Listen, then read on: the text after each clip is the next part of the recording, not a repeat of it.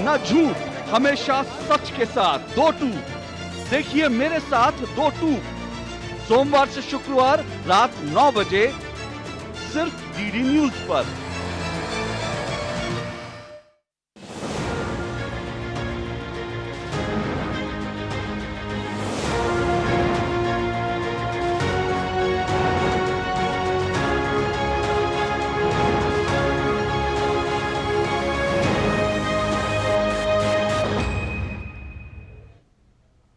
नमस्कार, जनादेश में आपका स्वागत है। मैं हूं प्रखर श्रीवास्तव। जनादेश यानी 5 राज्यों में हो रहे विधानसभा चुनाव की स्पष्ट और निष्पक्ष खबरें। जनादेश में आज बात होगी राजस्थान, मध्य प्रदेश, छत्तीसगढ़ और तेलंगाना में क्या रही दिन भर की चुनावी सरगर्मियां, और हम आपको दिखाएंगे ग्राउंड रिपोर्ट। तो आइए करते हैं इस खास कार्यक्रम की शुरुआत।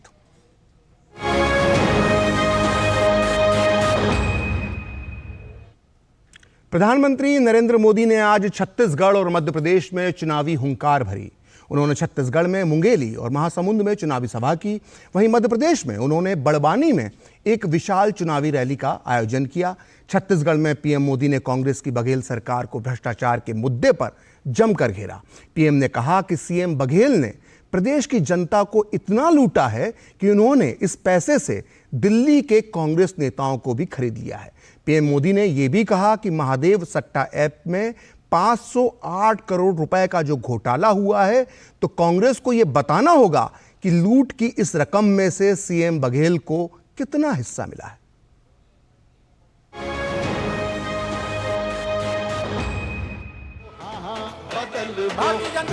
छत्तीसगढ़ में 17 नवंबर को दूसरे चरण के चुनाव के मद्देनजर प्रधानमंत्री नरेंद्र मोदी ने राज्य में 2 चुनावी रैलियों को संबोधित किया। उन्होंने पहली रैली मुंगेली में की, जहां उन्होंने कहा कि लोग भाजपा की सरकार लाने के लिए पक्का मन बना चुके हैं। इसके साथ ही प्रधानमंत्री ने शराबबंदी को लेकर कांग्रेस को घेरा। उन्होंने कहा कि छत्तीसगढ़ में लूट मची है और भ्रष्टाचार के करोड़ों रुपए पकड़े गए हैं। छत्तीसगढ़ में महादेव सट्टेबाजी घोटाला हुआ है, उसमें 508 करोड़ रुपए से अधिक के बटने के आरोप है। कितने कितने कितने जांच एजेंसियों के छापों में रुपयों के ढेर पकड़े गए हैं। यहां के मुख्यमंत्री के करीबी जेल में बंद है। कांग्रेस के इन गणितबाजों को बताना होगा कि मुख्यमंत्री को इसमें कितना पैसा हिस्सा मिला है, कांग्रेस के बाकी नेताओं के हिस्से में कितना माल गया है। स्वागत है। पीएम ने दूसरी रैली महासमुंद में की, जहां उन्होंने कहा कि छत्तीसगढ़ को भाजपा ने बनाया और बीजेपी ही इसे सुधारेगी। उन्होंने कांग्रेस पर ओबीसी समाज का अपमान करने का आरोप लगाया। उन्होंने लोगों से कांग्रेस की मानसिकता को पहचानने की अपील की। मोदी तो ओबीसी है। इससे पहले देश में जो चुनाव हुए उनमें ये लोग मोदी के बहाने पूरे ओबीसी समाज को चोर कह रहे थे। यहां साहू समाज के साथ इन्होंने 5 वर्ष तक क्या किया, ये भी किसी से छिपा नहीं है। इसलिए कांग्रेस की मानसिकता को पहचानना होगा। ये वही कांग्रेस है जिसने पंचायत से पार्लियामेंट तक सरकारें चलाई, लोगों ने अवसर दिया, लेकिन ओबीसी समाज को आरक्षण नहीं दिया। स्वागत है भाई, स्वागत है। प्रधानमंत्री नरेंद्र मोदी ने मध्य प्रदेश में भाजपा का चुनाव प्रचार किया। इस दौरान उन्होंने बड़वानी में पार्टी प्रत्याशी के समर्थन में विशाल जनसभा को संबोधित किया। उन्होंने कहा कि कुर्सी पाने के लिए कांग्रेस मध्य प्रदेश के लोगों से सोने का महल बनाने का भी वादा कर सकती है। जैसे तैसे कुर्सी पाने के लिए कांग्रेस मध्य प्रदेश के लोगों को सोने का महल बनाने का भी वादा कर सकती है। अब ये सोना कौन सा लाएंगे? आलू वाला, कोई भरोसा नहीं। सोने का महल देंगे और फिर कहेंगे आलू से सोना निकालूंगा तब बनाऊंगा।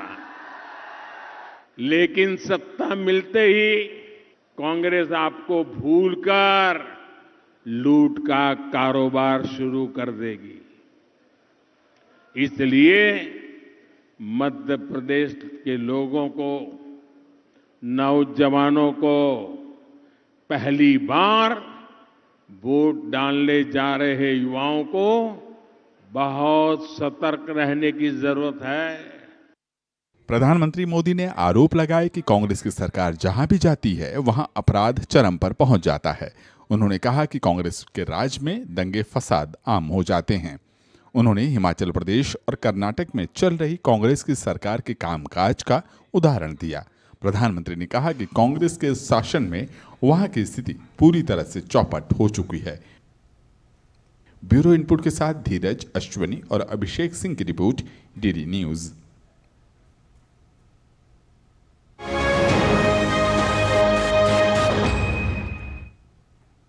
महादेव सट्टा घोटाले को लेकर सियासत अब तेज हो गई है। बीजेपी ने छत्तीसगढ़ के सीएम भूपेश बघेल पर बड़ा हमला किया है।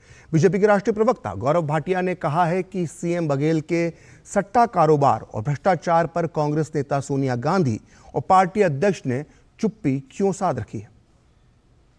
लोकतंत्र के महापर्व पर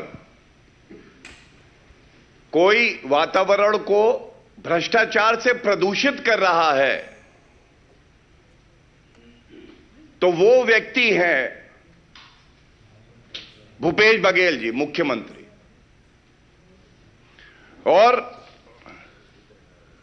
प्रदूषित ऐसा कर दिया है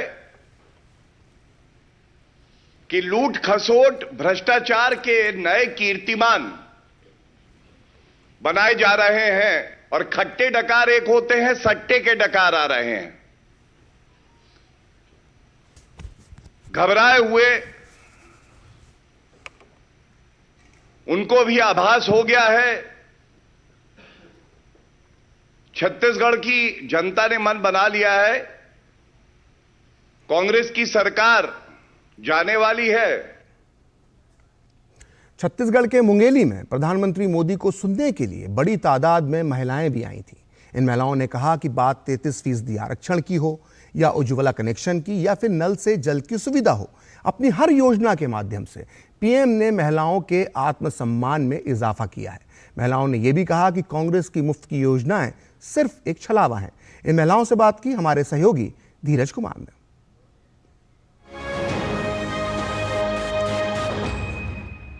छत्तीसगढ़ में महिलाओं की कितनी बढ़ी है प्रतिष्ठा, क्या मिला है सम्मान, इस मुद्दे पर बात करने के लिए मुंगेली में हमारे साथ बहुत सारी महिलाएं हैं और जिनसे हम जानने की कोशिश करते हैं। कांग्रेस का जो फ्री भी है, कहते हैं कि हम आपको मुफ्त, बहुत सारी चीज़ों मुफ्त की घोषणा की है, इसके बारे में आप क्या कहना चाहेंगे? पिछले 5 वर्ष में भी कांग्रेस सरकार ने बहुत प्रकार की महिलाओं को ठगने के लिए जो घोषणा की थी उसमें एक भी घोषणा को नहीं निभाए हैं। अभी पुनः वही काम रिपीट कर रहे हैं, जो मुफ्त की रेवड़ी बांटने का काम कर रहे हैं और महिलाओं को सीधी सीधी ठगने और छलने का काम कर रहे हैं। क्या आपको कुछ उज्ज्वला कनेक्शन पहुंचे हैं या घर तक पानी पहुंचा है? केंद्र की कितनी योजनाएं आप तक पहुंची? केंद्र की योजनाएं पूरे धरातल पर है। पूरे छत्तीसगढ़ में केंद्र सरकार की योजनाएं, चाहे वो नल जल हो, चाहे वो स्वच्छ भारत मिशन हो, चाहे वो उज्ज्वला योजना हो। प्रधानमंत्री बार बार अपनी घोषणाओं में कहते हैं, रैलियों में बोलते हैं, हमने महिलाओं के अधिकार को बढ़ाया है, आदिवासियों के अधिकार को बढ़ाया है। आदिवासियों के ही सम्मान में उन्होंने द्रौपदी मुर्मू को राष्ट्रपति घोषित किया, ये बहुत बड़ी बात है।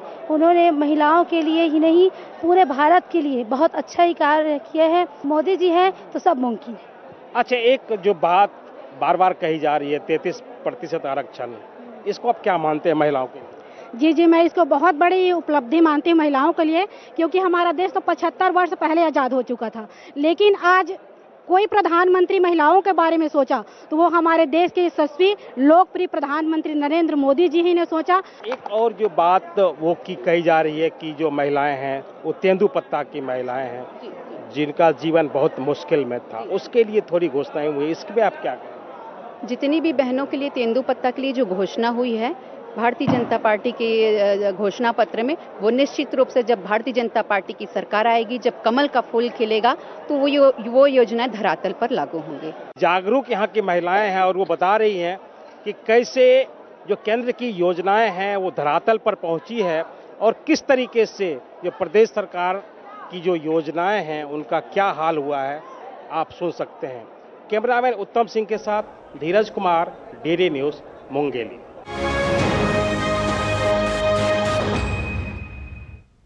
आइए अब छत्तीसगढ़ से रुख करते हैं सीधे मध्य प्रदेश का, जहां चुनाव में अब सिर्फ 100 घंटे से भी कम समय बचा है। अब से 4 दिन बाद यानी 17 नवंबर को MP के मतदाता अपने राज्य के भाग्य का फैसला करेंगे।